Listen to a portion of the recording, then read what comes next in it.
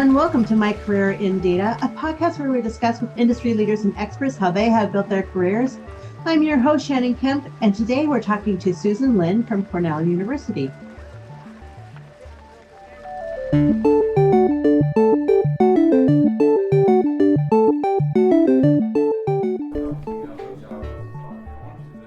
With a robust catalog of courses offered on demand and industry-leading live online sessions throughout the year, the DATAVERSITY Training Center is your launchpad for career success. Browse the complete catalog at training.dataversity.net and use code DVTalks for 20% off your purchase. Hello and welcome. My name is Shannon Kemp, and I'm the Chief Digital Officer at DATAVERSITY, and this is My Career in Data, a DATAVERSITY Talks podcast dedicated to learning from those who have careers in data management, to understand how they got there, and to talk with people who help make those careers a little bit easier. To keep up to date in the latest in data management education, go to dataversity.net/subscribe. Today, we are joined by Susan Lin, the Director of Data Analytics and Business Intelligence at Cornell University. And normally, this is where a podcast host would read a short bio of the guest, but in this podcast, your bio is what we're here to talk about. Susan, hello and welcome. Thank you for having me. Oh, I'm so excited to hear more about your journey. I've had the pleasure of getting to know you more over this last year, especially. And now, especially even more so, as you have joined and become an advisory board member of Women in Data Management and Data Governance. And I always am so grateful for your time and efforts that you have put in to help us make this a successful program. So thanks for joining us today. I'm excited to hear more about how you got to where you are.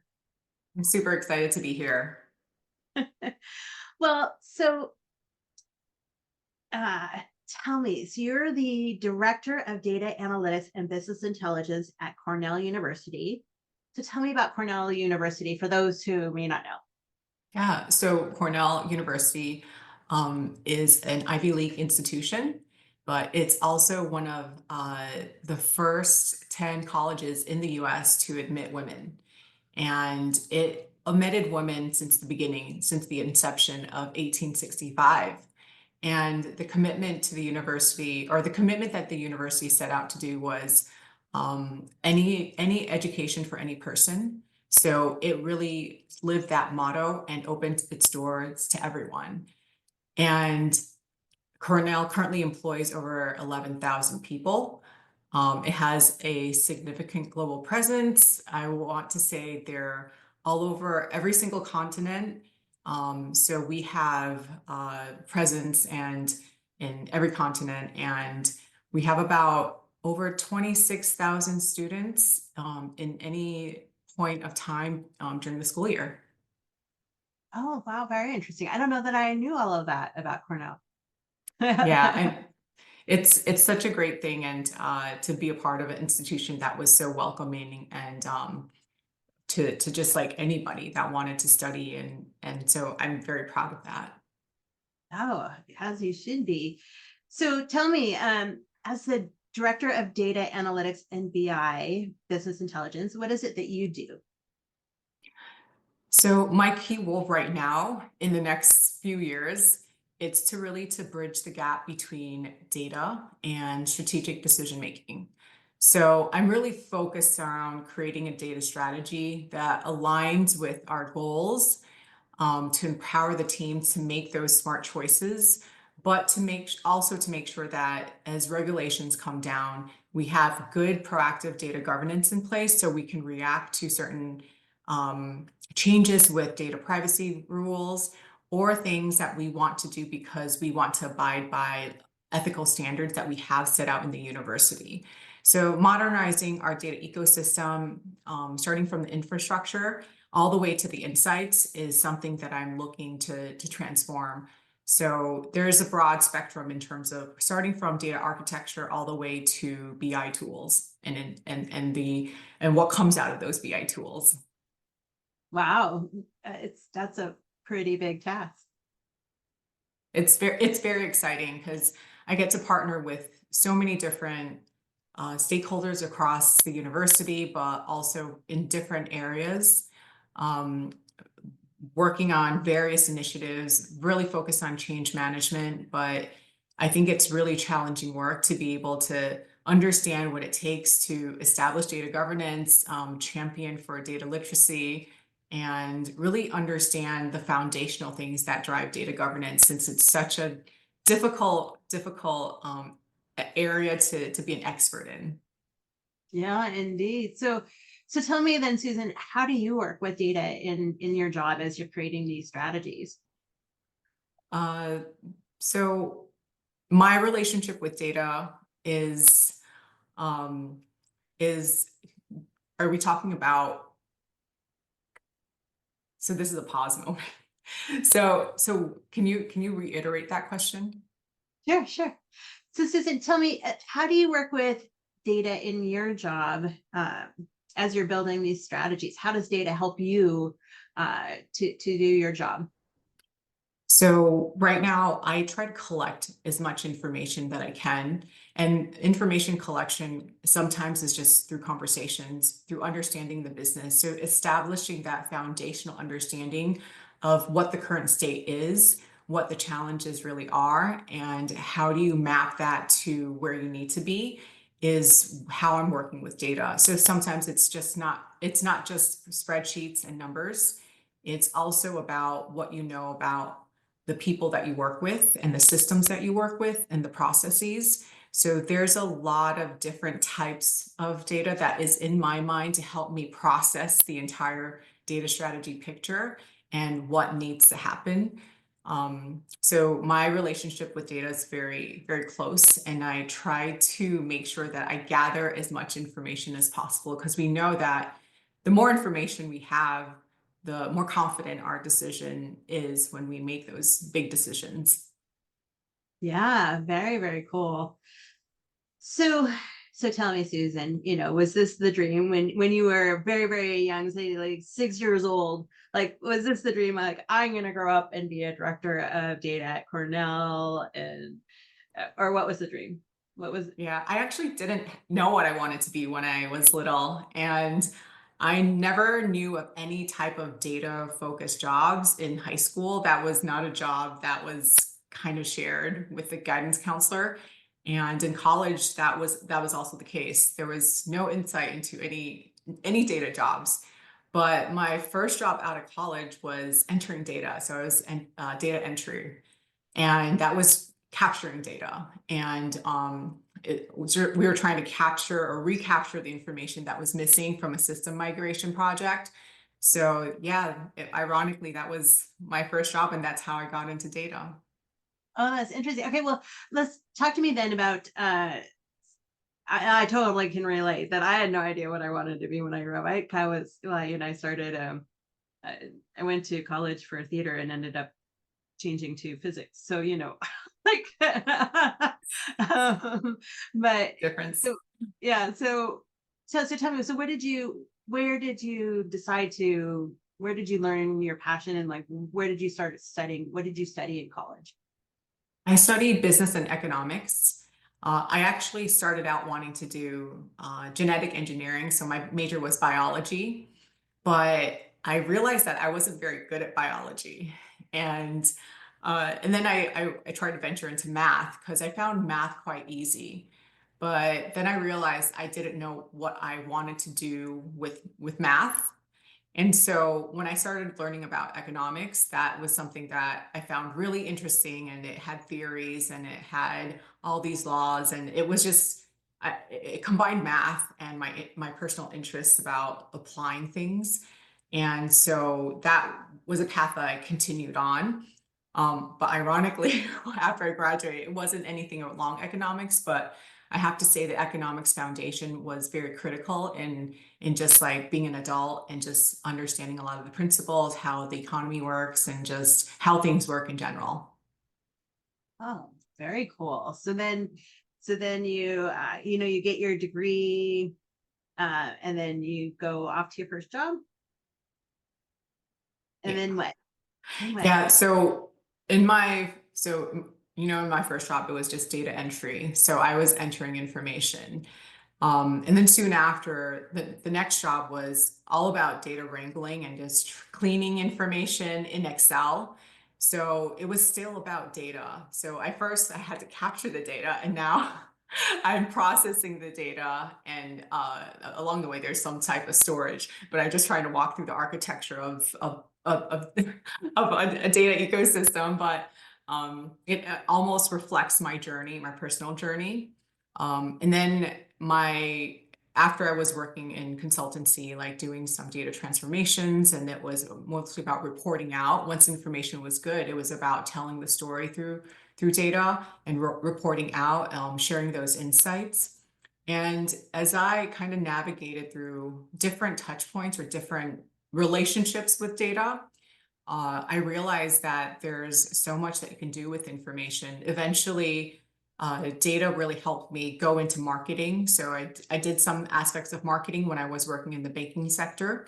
And it also allowed me to better understand our customers. So our propensity to purchase and what did our customers like. So really trying to increase our market segment through data.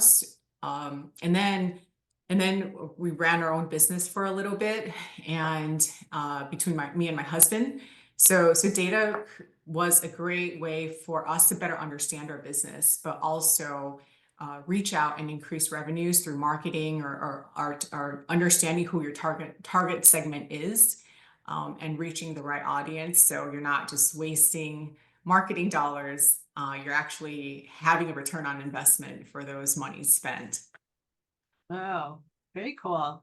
I didn't know that you were an entrepreneur at one point. That's very cool. Very bold. Yeah, Yeah. it's a 24/7 job, but and then when we moved to upstate New York, I was looking for jobs, and the job at Cornell just looked like where I aligned my interests, and I didn't realize how much I missed working with data, reporting, and just like looking at information. So I've been at Cornell for the past 5.5 years, and it's been just a very, very happy experience. And I love data. I love what I do, and I find it really meaningful. And I love the constant change and the continuous learning that I have to do. I think in the field of data management and governance, there's so much changing so fast. So you have to be a continuous learner and having an appetite to learn, because it's hard to keep up sometimes. And I find myself oftenly taking classes and just listening to other people and perspectives. And I love that process. It's very rewarding for me. Oh, that is very cool. And it is a common theme amongst data people that I have found through this podcast, is that desire just to keep learning you're talking about. Yeah. Fascinating. So you really have had a full career in data. I mean, even like you say, going into marketing for a little bit and doing that, you work a lot with data in marketing. So tell me, Susan, what has been your biggest lesson so far in your career?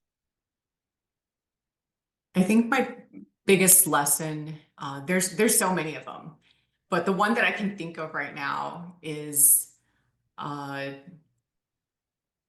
just like don't frame any situation or opportunity. And I didn't understand how I was eliminating possibilities by making assumptions that I didn't know were assumptions. And I think it was potentially some bias for my early years training into a role. And I realized the early years, how I was trained into working full time, really affected how my work ethic and how I thought about things, and how I thought of a problem and thought about the possibilities that how I could solve a problem.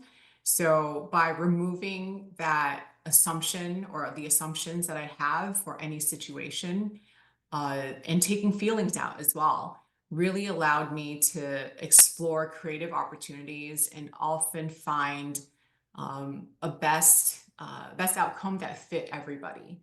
So I was able to achieve a balance, and it wasn't so much so when you had a solution, it was catered towards a certain area.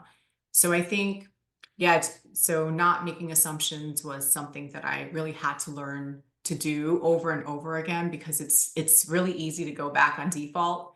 So I would say like that was something that I constantly remind myself, don't fall back on default, and have a clear mind, be aware, and don't make any assumptions, don't frame.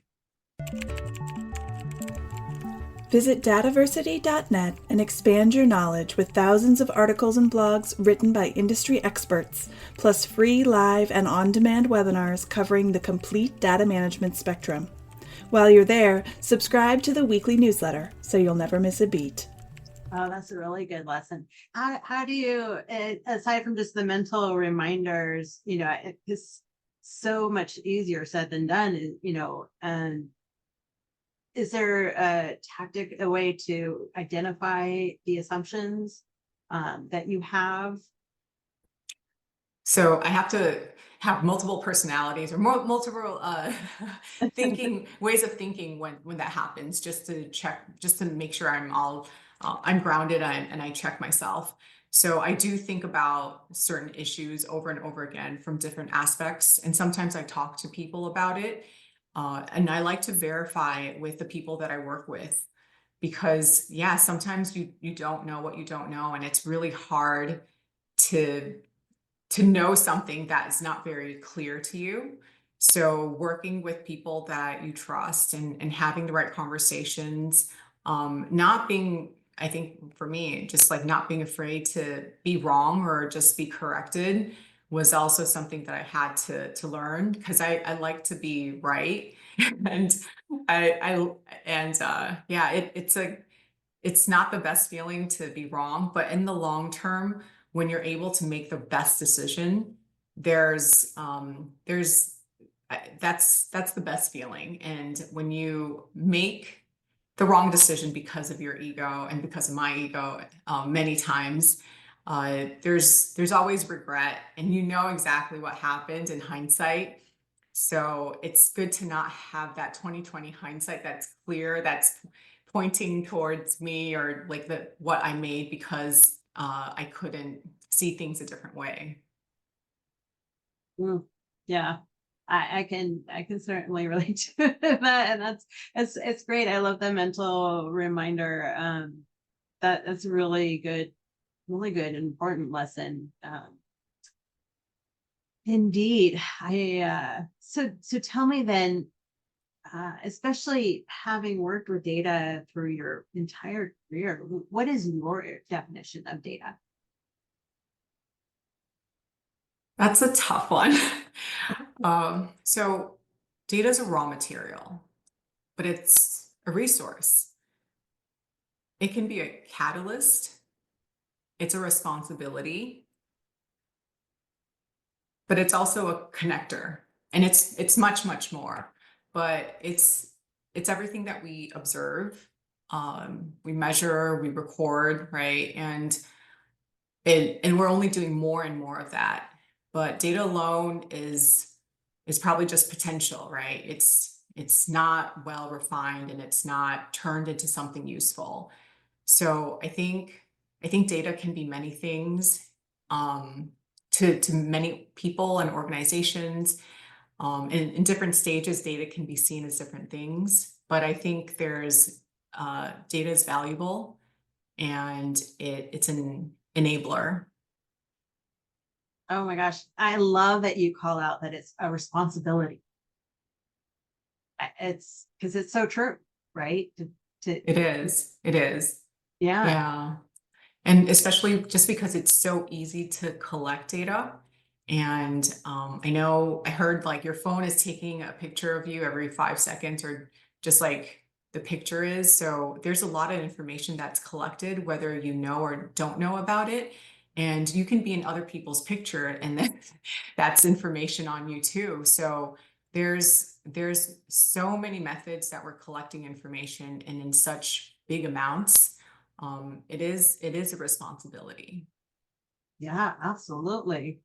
So then tell me, do you see the importance of data management and the number of jobs working with data increasing or decreasing over the next 10 years, and why? It's definitely going to increase 100%. The main reason is because there's more and more data. And while we're starting to see a lot of Gen AI and algorithms do some of those analytics work, there's no way that we can easily curate and verify data and its quality. So I think there's a lot of things within data management, especially if you look at the tooling space as well. That area is just constantly evolving. We're pushing out new tools, and there's a hybrid of tools, and there's a combination. And so the architecture is really hard to define, like what's an ideal environment. And that might be many of them, but the tooling space keeps on evolving. So the entire arena of data management just keeps on changing. Then you have AI and automation. And I'm sure that many organizations and many people would like to see more automations, especially with things that are redundant, so we can focus on the minute tasks that are more ad hoc or just requires more thinking. I think there's growing regulatory demands that will be happening.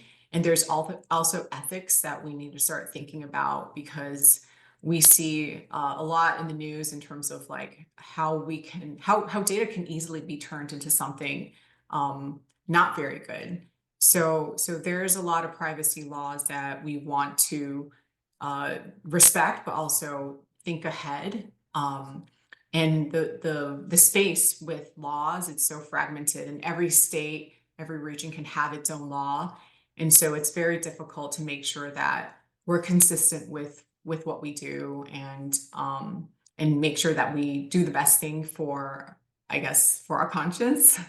But it's also a strategic advantage that many companies are starting to utilize, because it can bring a lot of efficiencies when it comes to running a business, when it comes to knowing your customer, when it comes to just not wasting, right?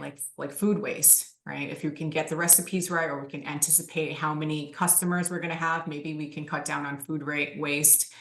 And then there's maybe a better utilization how we can farm and water things. But then if you think about all of these things happening, and you look at the entire landscape, there's not a lot of academic or training within data management and governance. So there's a lot of the field and the study of data management and governance is still to be discovered. And along comes a lot of training opportunities as well. So yes, a lot happening. Oh, yes, indeed. And do you see it growing, the education growing in universities and the attention to this? Yeah, so I think they are starting to look in that area, but if you think about the people that have come up in the space, I don't think they have a lot of experience within this area. So I think to have the right people speak to these subjects, it might, maybe not in academics, because we've been focusing on big data and analytics for so many years. And we need to really start looking into governance and just the foundational, like architecture and anything that falls under the umbrella of data management. Yeah, I totally agree. I mean, one of the reasons I started this podcast is really show that there's a lot of different careers in data, different ways to get involved with data and make a career out of it. But and that there was really, like you say, there's not a lot of linear paths unless you're majoring in data science or analytics, like you say. But yeah. So what advice then would you give to people looking to get into a career in data management or data governance? I would say, like, start where you're curious at, learn about it enough where you can ask questions. And if there's an area that is particularly you're curious about, then start looking into it, and then start working with people, having those conversations. I would say, like, some foundations are more important than other foundations, but some skills you need to acquire over time. So if you wanted to go more into the analytic route, then there's some probably Python and SQL skills that you need to learn. But if you're learning into more of the IT side, then that's a different skill set. So I think once you're curious and you know which area you want to build that foundation, then build that foundation. And then also, data's I think like people that work in data, it's not just about data and numbers, right? There's business context, there's cross collaboration, there's being able to speak to the technical person, but also the business folk. And so there's a lot of collaboration, there's a lot of context that's outside of numbers and reports. And storytelling is super important as well. I think anyone who wants to be good with data or just kind of speak to anyone about anything, storytelling is key. And I think that will get you very far if you know how to communicate for people's comprehension and for them to actually to know the key points that you're trying to convey. I would say definitely embrace change. So what you learn today might not hold still or could be different tomorrow. Focus on the long-term impact. Think about what's sustainable and what's scalable. That's my constant concern when we're selecting tools or we're looking into solutions, because the technology is evolving so quickly. So you don't want to implement something and in a few years' time, it could be obsolete. So having that future vision is important, but also network, because I think all of us only know so much. And the more you have these conversations, the more you understand different perspectives, but what's happening within different industries and areas, and how data is, I guess, impacting us in, for example, like the financial service industry. I'm sure like they're regulated heavily. So they're probably more focused on data governance and compliance than some of the other industries. So I would say like, yeah, just don't just talk to everyone, talk to as many people as you can, especially if it aligns with your interests. And I think the data community and a lot of the data people that I know, we have wonderful conversations, and I find it fascinating, not just talking about data, but understanding where they're coming from and how they see that information. And I often am able to have great personal conversations because of that. So data brings people together, and then that's why data is a connector. It is. It's so very, very true. And I love that so much.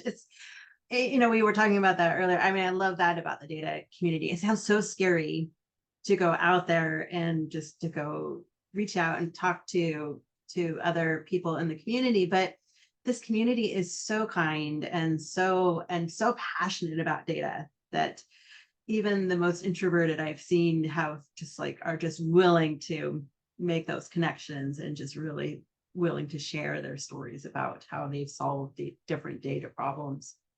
Yeah, I totally agree. I think the data community has been so great and so welcoming, so willing to share, regardless of where you work or if you're in a competing industry or a competing company, not industry. And it's just been such a different experience going to like a DATAVERSITY conference, EGIQ, and it's just such a warm experience and rewarding experience at the same time. Indeed. Well, Susan, this has been such a pleasure. I really enjoyed learning about your path into your current role. Yeah, thank you for letting me share. Absolutely. And if people wanted to learn more about Cornell and the offerings, where would they go? Yeah, they can go to cornell.edu, and there's, I guess, like there's so many different sites that you can start clicking and learning about what the university does, the research that they're doing, and yeah, about the students. There's a fact book, just some brief facts about the university. But yeah, Cornell's also where they created chicken nuggets. So a lot of interesting facts about Cornell. I love that. That's awesome. Oh, well, Susan, thank you. And thank you again for volunteering your time and helping out and being on the advisory board for women in data management and governance. It's really appreciated, and I'm excited about what we're doing. So It's such a great group, and it's such a pleasure to serve on this group.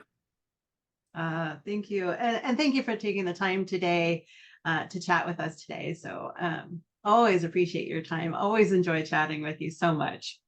Likewise. Oh, and for all of our listeners out there, if you'd like to keep up in the latest podcasts and the latest in data management education, you can go to dataversity.net/subscribe. Until next time, stay curious, everyone. Thank you for listening to DATAVERSITY Talks, a podcast brought to you by DATAVERSITY.